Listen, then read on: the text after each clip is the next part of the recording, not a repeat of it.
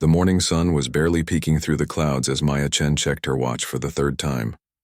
She couldn't afford to be late for her internship today. Her supervisor at Preston and Walters law firm had entrusted her with organizing case files for an important hearing, and punctuality was everything in the legal world. At 17, Maya was younger than most interns, but her exceptional academic record and passion for justice had impressed the hiring committee. Maya adjusted her rearview mirror and smiled at her reflection, trying to calm her nerves. The daughter of Chinese immigrants who had worked tirelessly to build a life in America, she had inherited their work ethic and determination. Her parents had always emphasized education and respect for authority, values Maya took to heart. Almost there, she whispered to herself, carefully following the speed limit as she navigated the familiar streets of her hometown. The law firm was just 15 minutes away, and she had left with plenty of time to spare. The wail of police sirens behind her made Maya jump. She quickly checked her speedometer, 35 mph in a 35 zone, and signaled to pull over, confused but not worried. She had never received so much as a parking ticket before. Officer James Barrett watched the blue Honda Civic pull to the side of the road. He'd been having a rough morning. An argument with his ex-wife about child support payments, followed by his supervisor reprimanding him for the third time this month about community complaints. He needed an easy win today, something to remind himself he still had some control. Maya rolled down her window and placed her hands on the steering wheel, just as her father had taught her. "Good morning, officer," she said politely. Barrett leaned down, his face a mask of practiced authority. "License and registration." No greeting, no explanation for the stop. "Of course," Maya said, reaching slowly for her glove compartment. "May I ask why I'm being pulled over?" "I don't think I was speeding." Barrett's eyes narrowed. "You were swerving. Seems like you might not know how to handle a car properly." His gaze drifted to the textbooks on her passenger seat, constitutional law and legal ethics, before returning to her face with a hint of disdain. "I'm sorry, but I'm certain I wasn't swerving," Maya replied. Her voice steady despite the flutter of anxiety in her chest. She handed over her documents.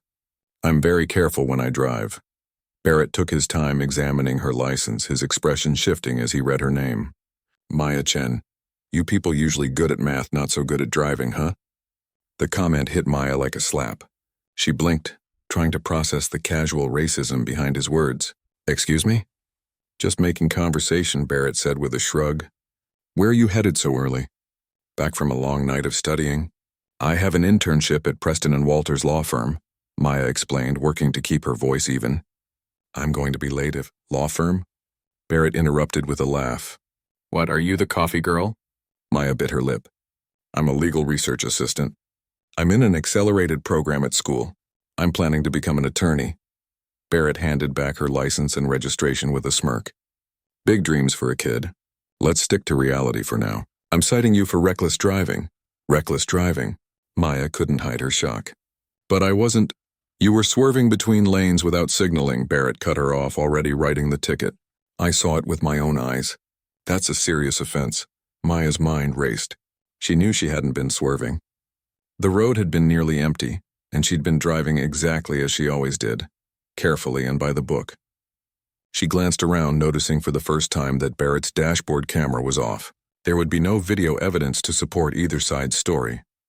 "Officer, I respectfully disagree with your assessment," Maya said, falling back on the formal language she'd learned during her internship.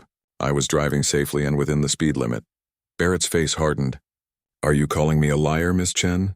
"No, sir," Maya replied quickly. "I'm just stating my perspective on what happened." "Well, my perspective is what counts here," Barrett said, tearing the ticket from his pad and holding it out to her. "Court date's on the bottom if you want to contest it. Though I wouldn't bother if I were you. Judge always sides with the officer." Maya took the ticket, her fingers trembling slightly. The fine was $275, more than she made in 2 weeks at her part-time job on weekends. For her family, it wasn't a small amount. "Thank you, officer," she said quietly, tucking the ticket into her purse. Her parents had always taught her to be respectful to authority figures, even when they were wrong. Barrett tapped the roof of her car twice. "Drive safe now, Miss Chen. No more swerving." He walked back to his patrol car with a satisfied stride. Maya sat motionless for a full minute after Barrett drove away, her hands gripping the steering wheel until her knuckles turned white. Tears threatened to spill, but she blinked them back. She wouldn't cry. She wouldn't give him that power over her. Instead, she took 3 deep breaths, a technique her mother had taught her for centering herself, and pulled back onto the road. She was going to be late to her internship now, but that wasn't what bothered her most. It was the helplessness, the unfairness of what had just happened.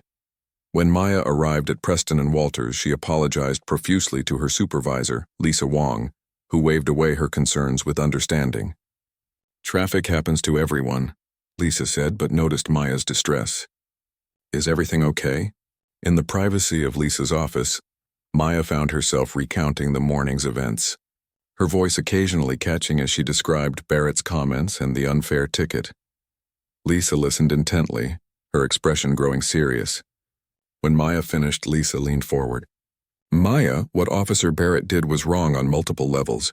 That ticket is baseless and his comments were completely inappropriate. But what can I do?" Maya asked, spreading her hands helplessly. "It's my word against his." Lisa's eyes sparkled with determination. "Contest it. Take it to court." "But the officer said the judge always sides with the police." "That's what they want you to think," Lisa replied. "But that's not always true, especially when the defendant is prepared."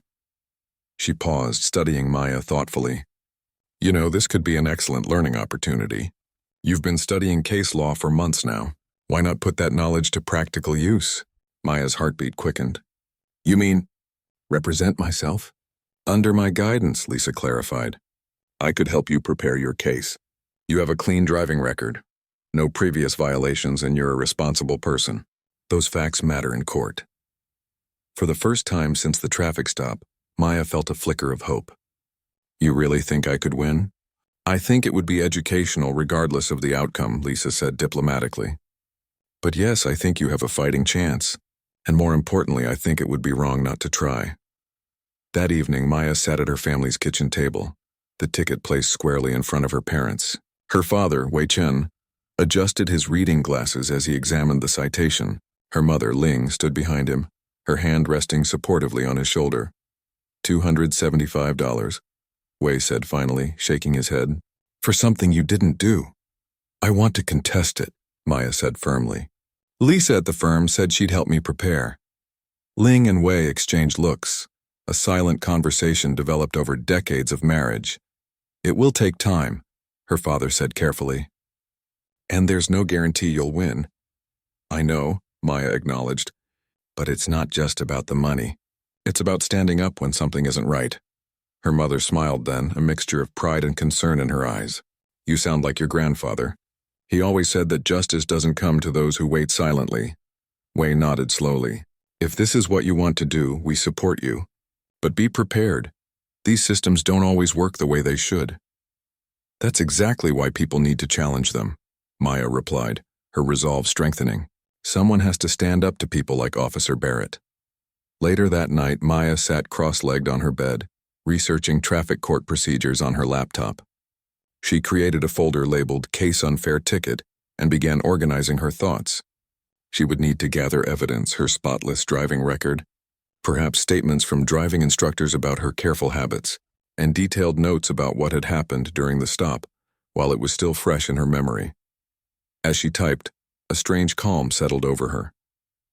The morning's humiliation and anger transformed into something more productive: determination.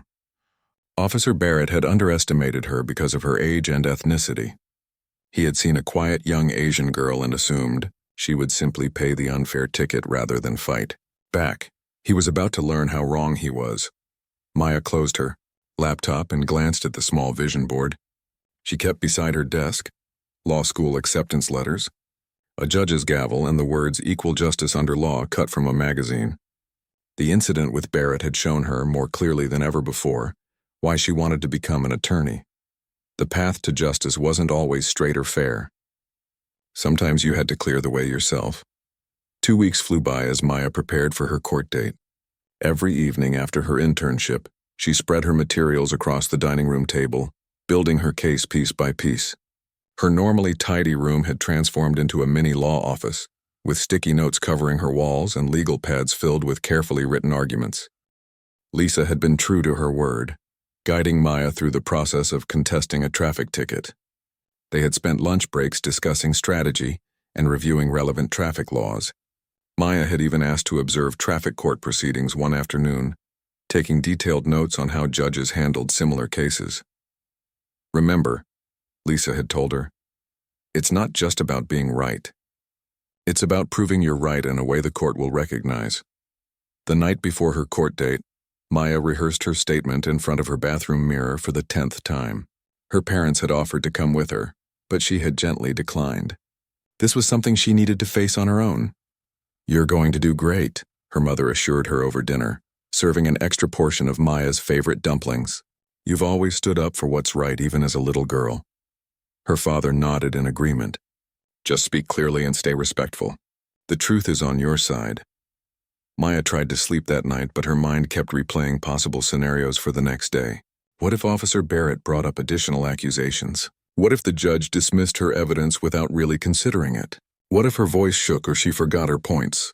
She finally drifted off around midnight, her dog-eared copy of Introduction to American Law still open beside her pillow. The municipal courthouse was busier than Maya had expected. People of all ages filled the wooden benches, some looking nervous, others bored, a few whispering with companions. Maya found a seat near the back, clutching her folder of evidence. She wore a simple navy blue blazer over a white blouse, professional but not flashy. Just as Lisa had suggested, Maya scanned the room, her stomach tightening when she spotted Officer Barrett near the front, chatting casually with two other officers. He looked completely at ease, laughing at something one of his colleagues said. This was routine for him, just another day of his word being taken as gospel against ordinary citizens. The bailiff called the court to order, and Judge Harriet Powell entered. She was a stern-looking woman in her 60s with silver-streaked hair pulled back in a tight bun. Maya had researched her online, 22 years on the bench, known for running an efficient courtroom and having little patience for unprepared parties. The first few cases moved quickly. Most people simply paid their fines, while a few attempted half-hearted explanations that the judge swiftly dismissed. Maya took mental notes on what seemed to irritate Judge Powell: excuses without evidence, interruptions and disorganized presentations. Chen, Maya and Officer James Barrett, the clerk finally called. Maya stood, her legs feeling surprisingly steady as she walked to the defendant's table. Officer Barrett took his place at the prosecution table, nodding confidently to the judge. Another reckless driving case, Your Honor, Barrett said before being asked to speak. The defendant was swerving between lanes without signaling on Maple Street, creating a hazard for other drivers. Judge Powell glanced at Maya. Ms. Chen, how do you plead? Maya stood straight, making eye contact with the judge. Not guilty, Your Honor. Barrett let out an audible sigh, checking his watch as if already bored with the proceedings. The judge noticed and frowned slightly. Officer Barrett, please present your evidence, Judge Powell directed. Barrett stood and began recounting the traffic stop, embellishing details that Maya knew weren't true.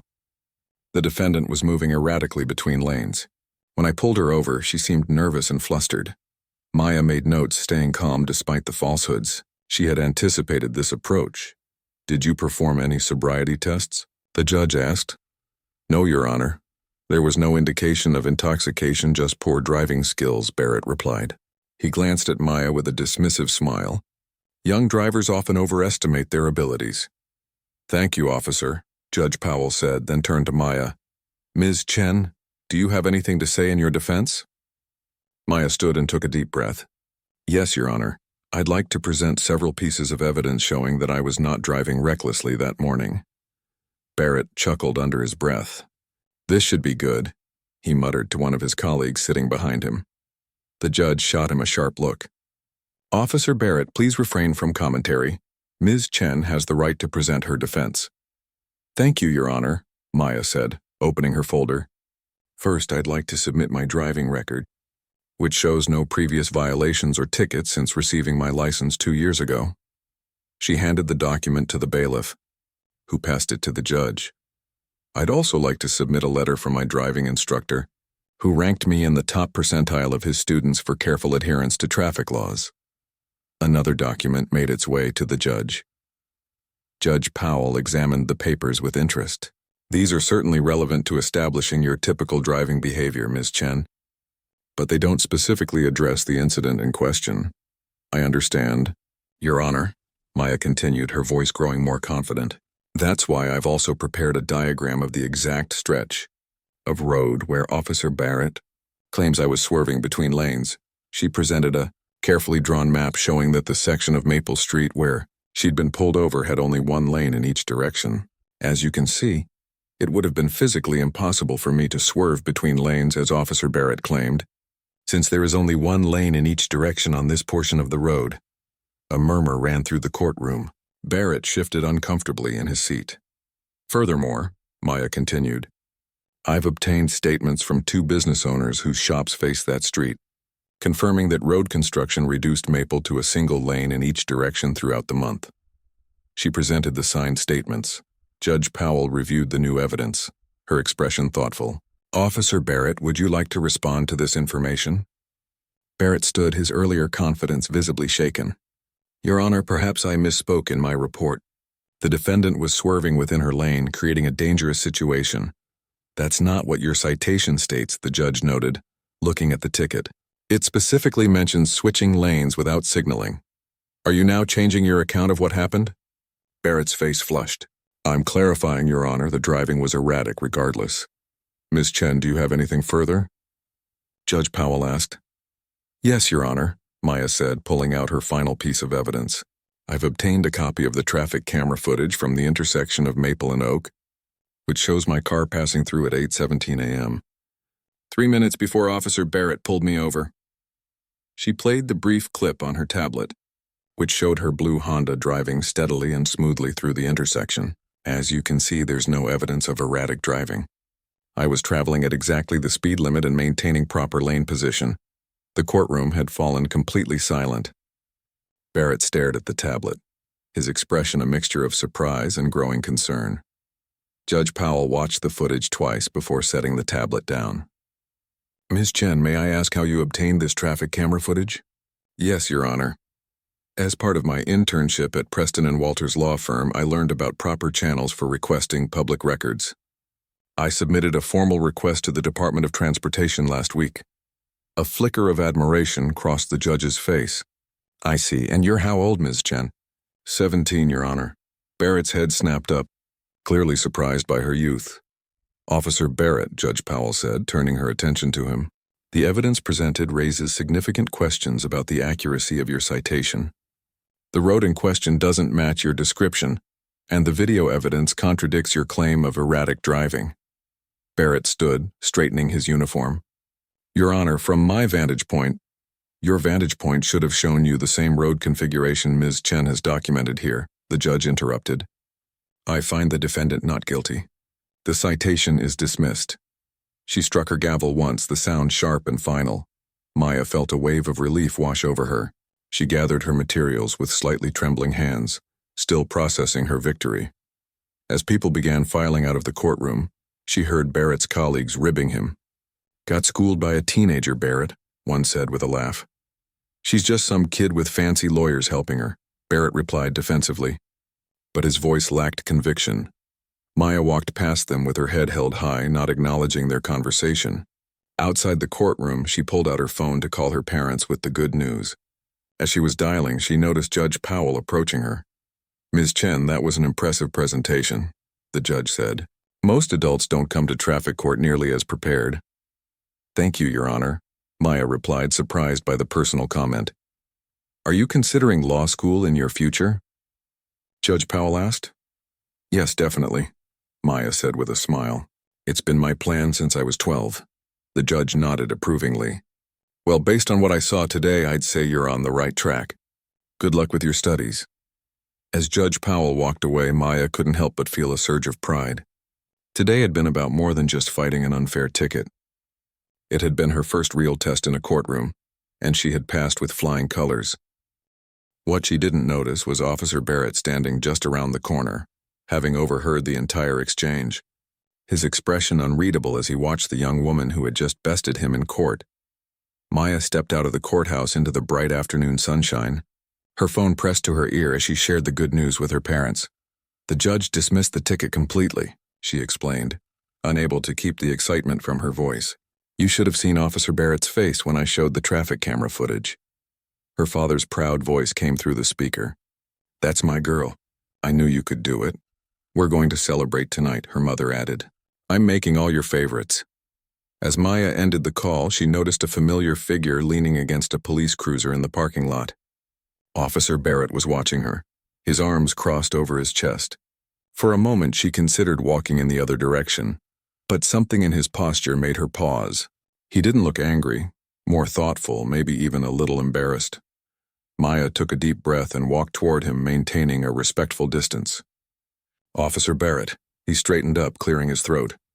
Ms. Chen, that was quite a defense in there. Thank you, she replied cautiously. Barrett shifted his weight, clearly uncomfortable. Look, about what happened on Maple Street. It's over now, Maya interrupted, not wanting to rehash the incident. The judge made her decision. Right. Barrett nodded, then asked, How old did you say you were again? 17. He let out a low whistle. And you're already working at Preston and Walters? That's one of the top firms in the city. Just as an intern, Maya clarified. I do research mostly, but I'm learning a lot. An awkward silence fell between them. Maya checked her watch, ready to leave. I owe you an apology, Barrett finally said, the words coming out stiffly. For what I said during the traffic stop. The comments about, Maya looked at him directly, about my ethnicity, about how my people are good at math but bad at driving. Barrett winced. Yeah, that was out of line. It was racist, Maya said simply, not backing down.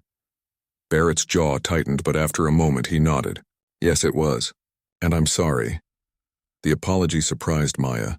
She hadn't expected him to acknowledge the nature of his comments so directly. She studied his face, trying to gauge his sincerity. Can I ask you something? She said finally. Why did you pull me over that day? I really wasn't driving erratically. Barrett looked away, staring across the parking lot. Bad morning. Problems at home. Taking it out on... He stopped himself. That's not an excuse. There is no good excuse. Before Maya could respond, a sharp voice called out from near the courthouse entrance. Officer Barrett, a word, please. They both turned to see a tall woman in a crisp suit walking toward them. Maya recognized her immediately. District Attorney Vanessa Patel, whose picture hung in the lobby of Preston and Walters alongside other notable alumni of the firm. Barrett straightened up, suddenly looking nervous. District Attorney. D.A. Patel nodded curtly to him before turning a warmer smile to Maya. Ms. Chen, isn't it? I was observing in court today. Very impressive work. Thank you, ma'am, Maya replied, surprised that someone of the DA's stature would have noticed her case among the dozens on the docket. Lisa Wong speaks highly of you, Patel continued. She mentioned you might be interning with us next summer before you start college. Maya's eyes widened. This was the first she'd heard of it. I would be honored to be considered for that opportunity. Consider it more than consideration. I'll have my office send over the details. The DA turned her attention back to Barrett, her expression cooling noticeably. Officer, I'd like to discuss your testimony today, and several other recent cases that have come to my attention. Barrett's face paled slightly. Of course, ma'am. Patel glanced between them. I hope I'm not interrupting anything important? Not at all, Maya said quickly. Officer Barrett was just apologizing for some inappropriate comments he made during our traffic stop. The DA raised an eyebrow. Was he indeed? How refreshing. Her tone suggested this was unusual behavior for Barrett. Well, don't let me stop you from finishing that apology, officer. I'll wait for you in my office. 10 minutes. With a final nod to Maya, she strode back toward the courthouse. When she was out of earshot, Barrett let out a slow breath. Well, that's not going to be a pleasant meeting. Is she going to fire you? Maya asked, genuinely curious. Barrett shook his head. Probably not. But there might be a formal reprimand, maybe some sensitivity training. He looked at Maya with newfound respect. You really know your stuff in there. Most adults can't put together a case like that, let alone someone your age. I've wanted to be a lawyer since I was 12, Maya explained. My grandparents faced a lot of discrimination when they first came to this country. They didn't have anyone to stand up for them. I decided I wanted to be the person who stands up for others. Barrett nodded slowly. Noble goal. He hesitated, then added, I wanted to be a cop to help people too, believe it or not. Somewhere along the way, I think I forgot that part. For the first time, Maya saw Barrett as more than just the officer who had harassed her. He was a person with his own complicated story. Not that it excused his behavior, but it helped her understand it a little better. Maybe this is a chance to remember, she suggested. Barrett checked his watch. I should go. The DA doesn't like to be kept waiting. He extended his hand. No hard feelings? Maya considered for a moment before shaking it. Let's just say I hope our next meeting goes better than our first one. As Barrett walked away, Maya noticed a few people watching their exchange with interest, including Judge Powell, who was getting into her car nearby. The judge gave Maya a thoughtful nod before driving off. Maya's phone buzzed with a text from Lisa. Heard the good news. Also, did DA Patel talk to you? Call me. Smiling, Maya headed toward the bus stop. Today had been full of surprises, and from the sound of it, there were more to come. The next morning, Maya arrived at Preston and Walters earlier than usual, eager to hear what Lisa knew about the district attorney's internship offer. She found her mentor already at her desk, reviewing case files with a cup of coffee in hand. There she is, our courtroom star, Lisa said with a grin as Maya entered. Word travels fast around here. Half the firm has heard about how you took down Officer Barrett yesterday. Maya blushed. I didn't take him down. I just presented the facts. With precision and style, Lisa added. Judge Powell called Thomas Preston directly to praise your performance. Do you know how rare that is? Judges don't make those calls unless they're really impressed. Really? Maya set down her backpack, trying to absorb this news. Thomas Preston was the founding partner of the firm. She had only seen him from a distance in the hallways. Lisa nodded. Really, and that's not all. Di Patel wants you to intern with her office this summer. She slid a formal letter across the desk. It's a paid position, usually reserved for first-year law students. Maya picked up the letter with slightly trembling hands, scanning the contents. It was all there. An official offer for a summer internship with the district attorney's office, at a salary that made her part-time weekend job look like pocket change. But I'm not even in college yet, she said, bewildered. Exceptional circumstances call for exceptional arrangements, Lisa replied. Patel recognizes talent when she sees it. This could be the start of an amazing career path for you, Maya. As the reality of the opportunity sank in, Maya felt a mix of excitement and anxiety. What if I'm not ready for something like this? Lisa's expression softened. After what I saw yesterday, you're more than ready. The real question is this what you want? Maya thought about it. Working in the DA's office would mean seeing the justice system from the inside, understanding how prosecutorial decisions were made, perhaps even helping to ensure that officers like Barrett were held accountable when they overstepped. Yes, she said finally. It's exactly what I want. Good, Lisa smiled. Because there's more. Thomas Preston wants to meet with you this afternoon. I think he's going to offer to sponsor your pre-law program next year. Maya sank into a chair, overwhelmed. All this because I contested a traffic ticket? No, Lisa corrected her. All this because when faced with injustice, you didn't just complain about it. You prepared, you strategized, and you stood up for yourself in a way that impressed some very important people. That's the kind of lawyer this firm wants to invest in. By lunchtime, news of Maya's courtroom victory had spread throughout the office. Junior associates stopped by to congratulate her, and even some of the senior partners nodded approvingly when she passed them in the hallway. For a 17-year-old intern who usually worked quietly in the background, the attention was both flattering and a little overwhelming. As Maya sat at her desk, organizing research for Lisa's current case, her phone buzzed with a news alert. Curious, she opened it and froze. The headline read, Local Officer Under Investigation Following Courtroom Revelation. Below it was a picture of Officer Barrett. The article mentioned several cases, including a recent traffic court case that raised questions about the officer's conduct.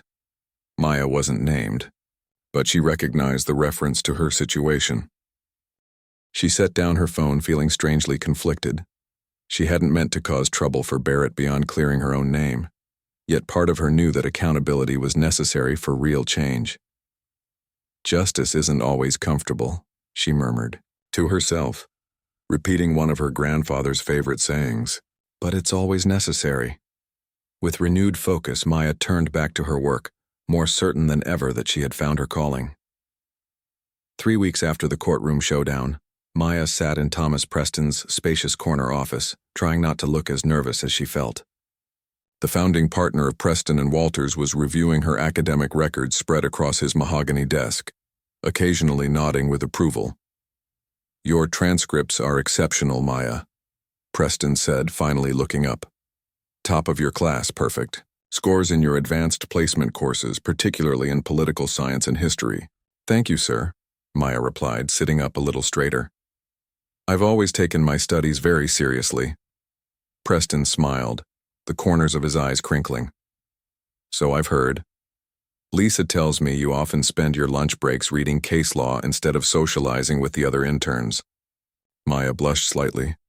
"I find it interesting." "As did I at your age," Preston said, leaning back in his leather chair. "Though I must admit, I wasn't arguing cases in traffic court at 17, and winning." The meeting with Preston was the culmination of a whirlwind few weeks for Maya. Her part-time internship had been upgraded to full-time for the summer, with increased responsibilities and a modest stipend. The district attorney's office had formalized their offer for the following summer, and several local newspapers had picked up the story of the teenage legal prodigy who had outmaneuvered a veteran police officer in court. "I've spoken with the dean of Westlake University's pre-law program," Preston continued. "They're very interested in having you join their accelerated track this fall. It would mean taking college-level courses while finishing your senior year of high school." Maya's heart skipped a beat. Westlake University had one of the most prestigious pre-law programs in the state. Students who completed their accelerated track often went on to top law schools. "That sounds amazing," she said, trying to contain her excitement. "But I'm not sure my family can afford." Preston held up a hand. "The firm would cover your tuition and expenses as part of our diversity and legal education initiative. We consider it an investment in the future of the profession." Maya blinked, processing his words. "That's incredibly generous, Mr. Preston." "It's not charity, Maya," he said firmly. "It's recognition of exceptional talent.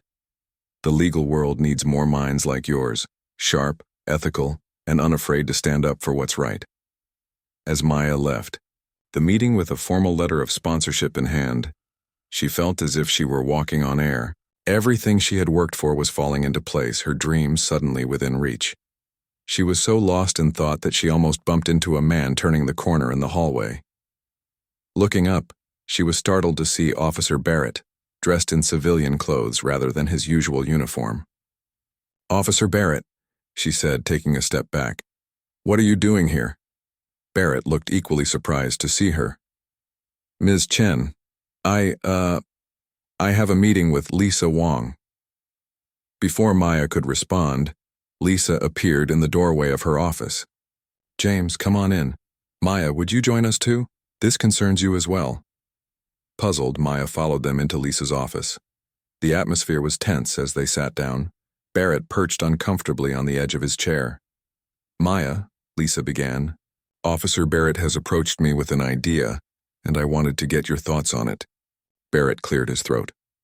"After what happened in court, I've been doing some thinking. The department has me on desk duty while they review my conduct in several cases." "I heard," Maya said cautiously. "I deserved it," Barrett admitted, surprising her with his candor. "The thing is, during this time I've been talking with some of the community outreach officers. They're starting a new program to improve relations between police and the communities they serve, especially minority communities." Lisa took over.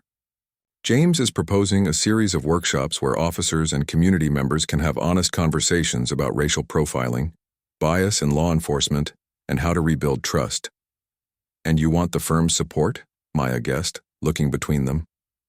"More specifically," Barrett said, meeting her eyes directly, "I was hoping you might consider being involved. Your perspective as someone who experienced bias firsthand, combined with your legal knowledge, could be valuable." Maya was speechless. Of all the directions she had imagined her interaction with Barrett taking, this wasn't one of them. "I know it's a lot to ask," he continued, "and I wouldn't blame you if you wanted nothing to do with me or this project. But I thought, maybe something good could come from what happened." Lisa watched Maya carefully. You don't need to decide right now. Take some time to think about it. Maya studied Barrett's face, looking for any sign that this was just a public relations move to save his career. What she saw instead was genuine discomfort, humility, and maybe, just maybe, a real desire to change. How would it work? She asked finally. Relief flashed across Barrett's face. The initial plan is for monthly sessions, bringing together officers and community representatives. We'd discuss real incidents, including ours, if you're comfortable with that, and work on strategies for better interaction. And the department is on board with this? The chief is. Some of the older officers are resistant, but that's part of why we need voices like yours. They might not listen to me, but they might listen to someone who can articulate the impact of their actions from a legal perspective. Maya thought about her grandfather's stories of facing discrimination when he first immigrated, with no recourse or voice. She thought about her own experience, and how different it might have been if she hadn't had the knowledge and resources to stand up for herself. I'm not interested in publicly shaming anyone, she said slowly. That's not constructive. That's not what this would be about, Barrett assured her. It's about education and growth, on both sides. Maya looked to Lisa, who nodded encouragingly. I think it has potential, Maya, and your involvement could really shape the program in a positive direction. After a moment's consideration, Maya made her decision. I'll help, on one condition. This needs to be more than just talk. There have to be concrete changes that come from these discussions. Agreed, Barrett said quickly. The department is already revising some policies based on recent incidents. This program could inform those revisions. Then I'm in, Maya said. At least for the pilot sessions. We'll see how it goes from there. As they worked out the preliminary details, Maya observed how different Barrett seemed from the arrogant officer who had pulled her over that morning. He was attentive, respectful of her input, and genuinely engaged with the issues at hand. People could change, it seemed, when given the right motivation and opportunity. The first workshop was scheduled for the following month at the community center. In the weeks leading up to it, Maya worked with Lisa to develop materials on citizens' rights during traffic stops and the legal standards for police conduct. Barrett, meanwhile, recruited officers willing to participate, a harder task than he had anticipated, but one he tackled with surprising determination. Word about the program spread quickly. What had started as a small community initiative caught the attention of local media, particularly given the connection to Maya's now famous courtroom confrontation with Barrett. A reporter from the city newspaper contacted Maya for an interview about her involvement. Aren't you concerned about working with the same officer who racially profiled you? The reporter asked during their phone conversation. I'm more concerned about making sure what happened to me doesn't happen to others, Maya replied carefully. Officer Barrett made mistakes, but he's taking responsibility for them and working to do better. That's what matters now. The article, when published, portrayed both Maya and Barrett in a positive light. The teenage legal prodigy and the veteran, officer finding common ground to address systemic issues. The publicity brought increased attention to the workshop, with more community members and officers signing up to attend than originally planned. The night before the first session, Maya sat at her desk, reviewing her presentation notes. Her phone buzzed with a text from her mother. So proud of you, sweetheart. Your grandfather would be too. Maya smiled, picturing her grandfather's face. He had passed away when she was 10, but his stories and wisdom had shaped her deeply. He had always taught her that true justice wasn't about punishment, but about restoration, making things right and creating a path forward. Tomorrow would be a test of that philosophy. Could a program like this really bridge the gap between law enforcement and the communities they served? Could someone like Barrett truly change his ingrained attitudes and behaviors? Maya didn't have all the answers, but she knew that trying was better than doing nothing. As she closed her notebook, she felt a sense of purpose stronger than the anger and humiliation she had experienced during that traffic stop. This wasn't just about her personal vindication anymore. It was about creating meaningful change. And maybe that, she thought, was the most important victory of all. The community center buzzed with nervous energy as people filed in for the first police community workshop. Rows of folding chairs faced a small stage, quickly filling with a diverse crowd. Neighborhood residents, community activists, and police officers in various states of uniform and civilian dress. Maya stood near the entrance with Lisa, watching the two groups naturally separate themselves on opposite sides of the room. Not exactly a unified front yet, Lisa observed quietly. That's why we're here, Maya replied, clutching her presentation folder. To start building bridges, Barrett approached them looking surprisingly formal in a button-down shirt and slacks. Good turnout, he said, scanning the crowd. Though some of my colleagues don't look thrilled to be here. Maya followed his gaze to a cluster of older officers sitting with arms crossed, expressions ranging from bored to openly skeptical. Change is uncomfortable, Lisa said pragmatically. They wouldn't be here at all if the chief hadn't made it strongly encouraged. Let's just focus on the ones who want to be here, Maya suggested. They're the ones who will make a difference. As they made final preparations, District Attorney Patel arrived, drawing surprised looks from both community members and officers. She nodded to Maya before taking a seat in the back, her presence lending an unexpected weight to the proceedings. At precisely 7 o'clock, Lisa stepped up to the microphone to welcome everyone and explain the purpose of the workshop series. The audience listened politely, though the tension in the room remained palpable. Our first speaker tonight, Lisa concluded, is someone whose personal experience inspired this initiative. Many of you may have heard about her case, but tonight, she's here to help us all learn and grow from it. Please welcome Maya Chen. Maya took a deep breath as she walked to the podium, feeling every eye in the room on her. 6 months ago, she would have been terrified to speak in front of such a group. But after facing down Officer Barrett in court, this seemed manageable by comparison. Good evening, she began, her voice steady. My name is Maya Chen. I'm 17 years old, a high school senior, and an intern at Preston & Walters law firm. 3 months ago, I was pulled over by an officer who made assumptions about me based on my age and ethnicity. She paused, making brief eye contact with Barrett, who gave her an encouraging nod. I could have just paid the ticket and moved on. Many people do, especially when they don't have the resources or knowledge to challenge unfair treatment. But I chose to fight it not just for myself, but because I believed in the importance of accountability. For the next 15 minutes, Maya walked the audience through her experience.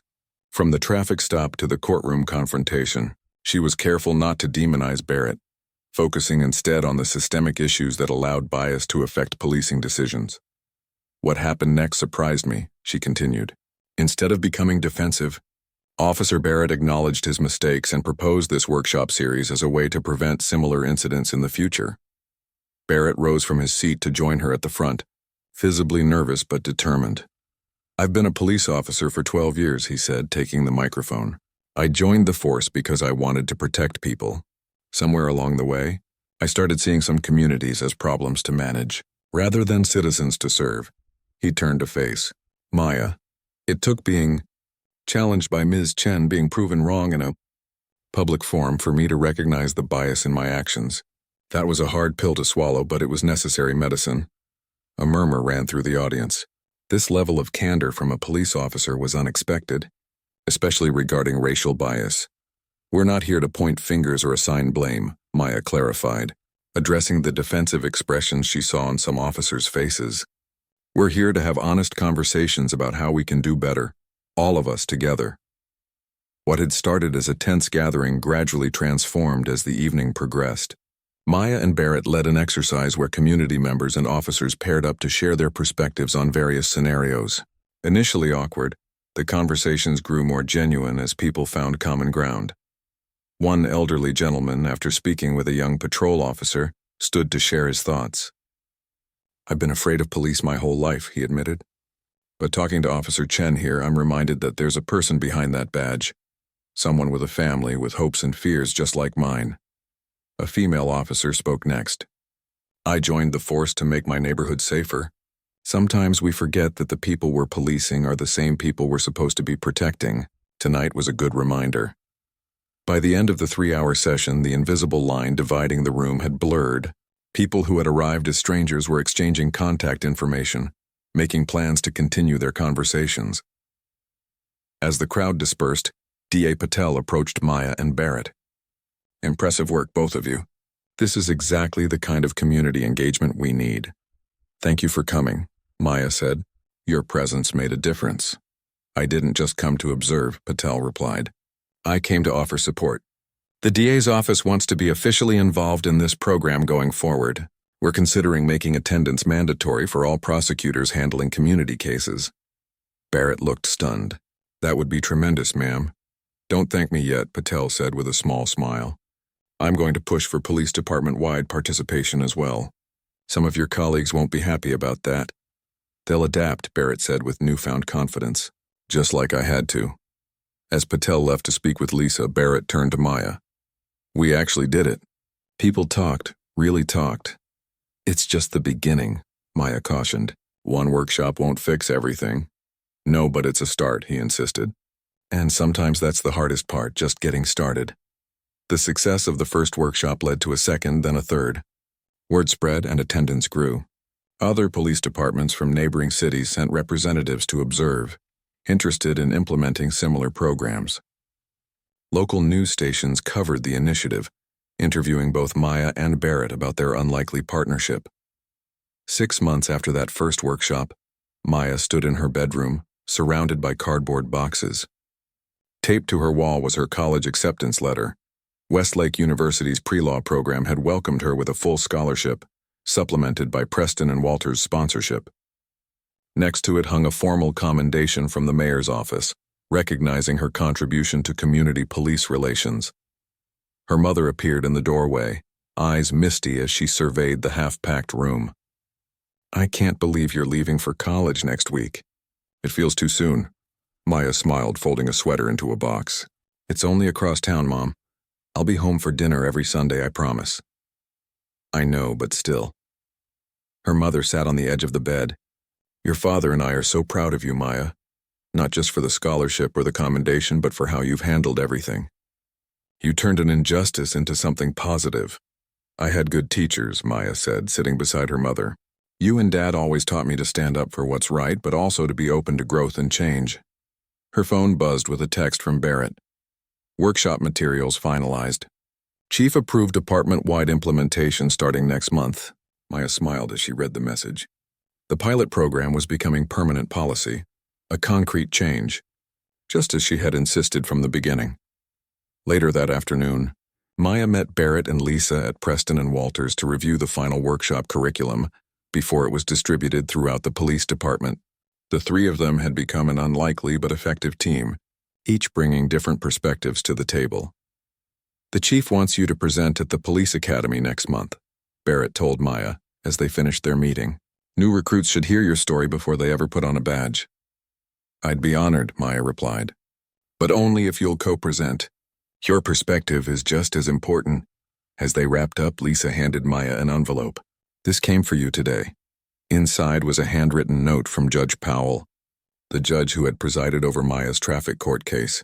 "Ms. Chen, I've been following your work with the Police Community Workshop program with great interest. Your ability to transform a personal grievance into a catalyst for systemic change demonstrates the kind of character we need in our legal system. I would be pleased to discuss a judicial clerkship with you after you complete your law degree. The bench would benefit from your insight and perspective." Maya read the note twice, hardly believing the judge's words. A judicial clerkship was a prestigious position, often leading to remarkable legal careers. That Judge Powell was already considering her years before she would even finish law school was extraordinary. "Good news?" Lisa asked, noting Maya's expression. "Life-changing," Maya replied, carefully tucking the note into her folder. As they left the building together, they passed the wall of framed photographs in the lobby, the firm's partners and notable alumni. A newly installed frame held a newspaper article about the workshop program, featuring a photograph of Maya, Barrett, and Lisa. "I never expected to end up on that wall," Maya said, pausing to look at it. "Get used to it," Lisa replied with a smile. "Something tells me it won't be the last time your picture hangs in a place of honor." Outside, the late summer sun cast low,